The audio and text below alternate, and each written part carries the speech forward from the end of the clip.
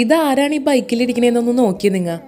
അപ്പൊ welcome to internship series. ഇന്ന് ഹൈക്കോർട്ടിന്റെ വെക്കേഷൻ തീർന്നിട്ട് ഹൈക്കോർട്ട് സ്റ്റാർട്ട് ചെയ്യുന്ന ഡേ ആണ്. അതാണ് ഈ കാണുന്ന മാത്രമല്ല ദേ ഇവിടെയും കൂടി നോക്കി ഇന്റേൺഷിപ്പിന് വേണ്ടി വന്നേക്കുന്ന പിള്ളേരാണത്.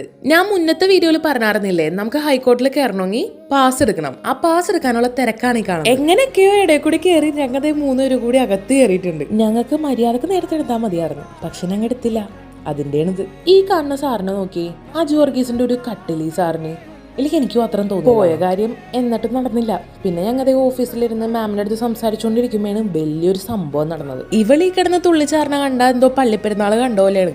പക്ഷെ അതല്ല. ഇത്രയും ആൾക്കാര് നിമിഷ നേരം കൊണ്ട് ഇവിടെ കൂടണമെങ്കിൽ എന്തായിരിക്കും കാരണം?